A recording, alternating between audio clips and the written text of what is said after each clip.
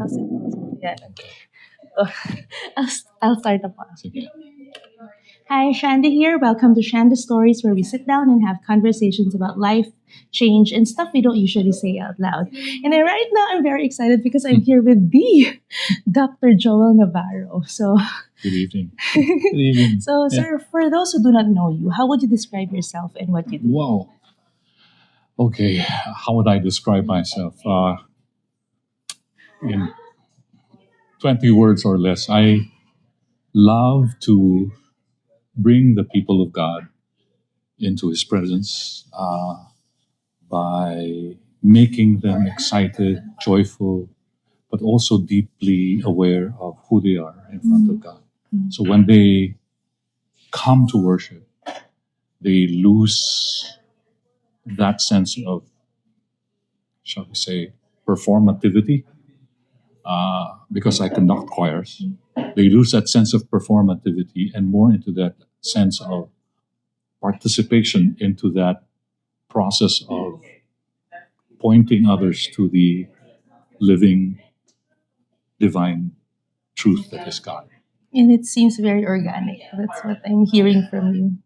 Yeah, that's what I love doing.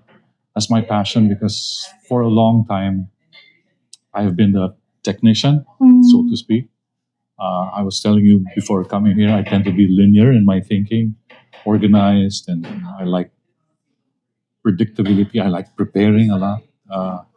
So situations that call for me to be sensing, intuiting, it's a little bit of a challenge for me, but it's very good for my character.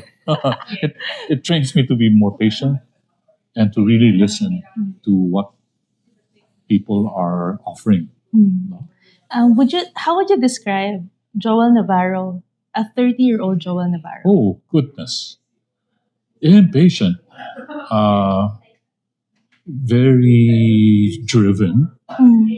Very, shall we, brutal.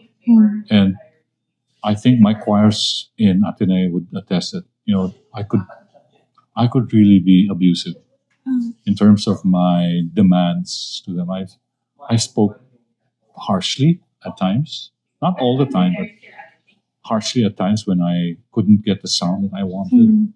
And maybe I was having too high an expectation of them because they're not note readers. There's no music school in Ateneo, so I relied on their smarts, and they're all smart. Because the Jesuit training taught them to be thoughtful, to be process oriented. And here I was from UP, who's very product oriented. We want results right away. Yes. No matter how you do it, just give me results. That's very UP. UP ka rin ba? Hindi po, hindi Okay. po. Anyway, so yeah, I was always that kind of impatient, driven, and striving for excellence all the time, no matter what. And if I would advise my 30-year-old self, I'd say, loosen up, guy. It's just, and maybe a better theology that I would have appreciated at the time. I think I was under the spell of a theology that said, give of your best to the master. I was so driven by that, but it negated that part of me that said, you are in process. You are being sanctified every day. You will never be perfect. Only God is perfect. And that whatever we give to Him is really pointing to that perfection that we shall only attain when we meet God face to face. I think I should have listened to that kind of theology. So anyway, What do you have any particular turning point in your journey that made you change? change? Oh yeah, therapy. Ah, Yeah, I went through, let me see, total maybe 4 or 5 years of therapy because I realized I was a very different kind of person. I mean, I looked at my peers and I said, why am I so different from them when confronted with stress, with challenges. Why do I react that way? And of course, it was only then that I looked at my family history from a psychological perspective. Um, and I had a sense that I probably was, we called it at the time, what's the word? Passive aggressive. Yeah, that was the term then in the 90s. But I was diagnosed as bipolar when we migrated to the States. That was in 2005. One of my life group members, it's like a Bible study group, who is a neuroscientist, said, Joe, come to the house. I'd like to give you a test. Because he's been observing me for about 2 years. So he said, I'm giving you a test. Just answer the 50 questions. And true enough, out of the 50 questions, I scored 30. And that was mildly bipolar. He said, you're the hyper functioning bipolar. You're not depressive. You're not the kind who, because the spectrum of bipolarity can go from depressive to, I don't know, Manic, the what height. do we call it? Suicidal to homicidal. Yeah, there's a variety. Good thing I was not that kind. I was just not just. I was a hyper functioning bipolar. He said your brain is like a Maserati. It doesn't rest. It's like your pedal is on the no, your foot is on the pedal the whole time. Like it never rests. I said, yeah, that's me. Like, and whenever people don't come up to my speed, I get restless. And that's when he gave me exercises, mindfulness to control, uh, you know, whenever I feel a rise in my stress. It's like the signals hijacking my amygdala. Said, give yourself a break. About 10 minutes. It's about the 10 minutes when the amygdala can relax. Yeah, I did that for up to this time. When I feel like I'm about to, get into that point, and people feel, I see their body language, and they look down and said, "Okay, I will give myself a timeout for 10 minutes," and I apologize afterwards. Um, It's good. when you mentioned about your experience here as a choir conductor, being very, very strict, expecting high standards from your students, but when you went to the States, kasi parang they, I believe they are more, they can read notes, right? They're more, in that sense, they're more musical. How was it? Okay. We the choir at Calvin University, it's the flagship university of the Reformed faith. No? My goodness, super smart. So they would read notes very quickly. We would finish in 1 hour. The rehearsal was just 1 hour, 4 times a week. They would finish as much as 5 pieces in 1 hour. And that 1 hour, it's not really 60 minutes. It's actually 50 minutes because they have to move to the next class. So your class has to be from 3:30, from 3:40 to about 4:30 in the afternoon. So I really have to be very efficient, hyper efficient. I have to really prepare everything. So when they came inside the rehearsal room, all the folders were there, and the PowerPoint was prepared. What was the song list that was going to be happening? And they would come and see that, oh, these are my expectations for the film. So everything was so prepared. Of course, I fit in that environment, and that I felt it also fed into that obsessive compulsion. So it was not good for me in the sense that it was a system that encouraged not just hyper efficiency, but also perfectionism. So, but given that it was a Christian institution, I had to find help. And that was when my life group member spoke to me and said, you need to chill out, learn how to be more mindful. Also, that was it. Yeah, Ako, I that was very remember helpful. you were still there, and then you came here for a talk or a seminar in UP. That's where I got to meet you, and you explained about your rehearsal process, and I really learned a lot from. I mean, that's how parang you have to prepare as a conductor and Prepare. not and not spend 3 hours learning Uh-huh. and ulit ng ulit without any reason. That's true. Yeah, that's what I really learned from it. But what I've learned recently is that the preparation is really a form of technicality, mechanic technicality, which is part of the hang up of the Enlightenment. I'm sorry, I'm waxing a little philosophical here. I'm teaching right now for an online course in theology and music for Singapore Bible College in the graduate degree. So here's the thing. I was trained by my German professor that there are no bad choirs, only bad conductors. So the onus of responsibility was very heavy on conductors. So over preparation and all that. And the way that he taught us was very technical. In other words, okay, fix this, fix that, fix that. So I said, where's God in all of this? So I went back and, this book, Resounding Witness, edited by the great Jeremy Begbie. This is something that I recommend very highly for Christian conductors. It's when he traced the history of music from the time of Pythagoras, Boethius, and Augustine, 500 AD. Augustine said that music is really part of what he called the quadrivium, the four essential subjects that man has to study: mathematics, theology, music, and astronomy.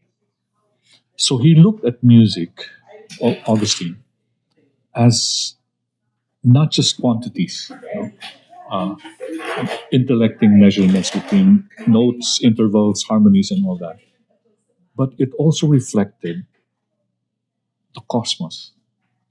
That's why it was part of the quadrivium. Music not only presents measurement, but a natural order that is present in all of the cosmos. And how did he say that? Well, Pythagoras was the one who discovered the overtone series. So do, do, sol, etc. So that the ratios really are proportions that one can discover in the, just measurement. But where does that measurement come from? The measurement between the bodies, and where do the heavenly bodies come from? So from God Himself, the intelligent design of God. So he's saying music cannot entirely be a mechanistic process. It's beyond it. It reflects the mind of God. And that is what changed me. Ultimately, Paul says about, be renewed with your mind. Yes, yes. And that is so crucial to me because now I can give up this sense of perfecting the music and say, no, Lord, I'm participating in your creativeness. And what an honor for me. What an honor for all of us to be part of that participation in the recreation of the universe. In fact, it's just a microcosm because he built the entire universe and we're just simply trying to recreate music, sound, meaning. So that has been my journey in short order. Last question. Yeah. Any advice that you would give choral conductors out there who are currently in the process of handling church choirs or non-professional choirs? With a similar, because naman here in the Philippines, not all choirs are note readers. Yeah. And then mostly non-professional, meaning they have jobs or they study and then they join. And then you know how the status is attendance-wise. Life happens. Life happens. So what advice would you give? Kasi for me, kunyari ako, I believe God deserves excellence. Yeah. Right? And how can you give, parang it has to be both the heart Yeah. and the technicality. Yeah. Diba? And yun, so what advice can you give? Is to embrace it because chaos now is part of the universe. He allowed it to happen. Mm. And for chaos to work, it needs to point us to God. And this chaos that we have, not so good attendance, life happening for some families, uh, sometimes troubling sounds, troubling harmonies, not everything is in pitch, not everything is predictable. We feel like we're losing control. Uh, that's something that gives us an opportunity that only God can fix it. It's a totally different mindset now for me. Uh, of course, that's not to say I'm tempted to fix it myself. I mean, it's present, but God works through us. Mm. God knows our penchant for playing like Him, for being God's. Uh, but He's also saying to us in small, subtle, gentle, loving ways, you know, kaya ko yan eh. Just let me fix it for you. All you have to do is recognize that this process of chaos Mm. is part of that journey because He will fix it for you. So ang naging attitude ko ngayon, even with my church choir at Union Church of Manila, there are times na even the choir is frustrated, and I say, I'm glad you're frustrated because it's a sign that you're wanting something better, and that's given by God. That's a gift given to us by God. So let's calm down. How do we fix it? Maybe God is trying to tell us, let's do it at my pace, not at your pace. You think you're serving me, but you're really serving something else. This need for attention, this need for perfection, and not all perfection deserves attention. Sometimes it's the imperfection that I find attractive to me because you're letting me see that I can work with you. If it's too perfect, I'll just simply say, okay, I think you can do it. I'm not needed anymore. So it's what attracts the father to a child who stumbles and falls and say, let me help you, son. Let me help you. And it and the son looks at him and said, okay, dad. It's rather than the son, hindi kaya ko to, dad. I mean, ako na. Mm. And I said, okay, kaya mo nung pala. Di sige na. Kaya mo na. He doesn't scold, but he says, pag natumba ka uli, di mo na ako kailangan. If he lets us do it that all the time, sino mapapagod tayong all the time. We get into that cycle of perfectionism, of wanting to fix things, relying too much on ourselves, serving ego. It's sometimes in chaos na yan is a gift. I mean, the kind of chaos that is given to us by God because He knows He alone can fix it. Mm. And if you bring it to a macrocosm, society and all that, maybe, may sense yung sinasabi ni Paul, rejoice in all things because He has conquered the world. It's mind-boggling, but that's my thing to church choir conductors. It's only now that I can say it's the hardest job in the world for a conductor. We think the hardest job is the one that prepares a choir for competition. Mas mahirap ito because we're not battling against material stuff, fixing tones, harmonies, etc. We're also fixing soul, people, including ourselves. And that's probably the reason why at the end of my career, binigay ng Lord yung church choir sa akin. And it's an interim capacity anyway. So, yeah, it's I hope I'm making sense. But that's a blessing I want to leave behind to every choir conducting student who has the burden and calling Mm. to serve in church. It's really the greatest honor for me. Thank you for your words of encouragement and thank you for your insights today. I really learned a lot, Thank you. I hope you guys learned a lot too. Thank you for listening. See you in the next one. Bye. Okay, thank you so Thank you for Grabe. this. So insightful. Pati Oh. ako. Ah,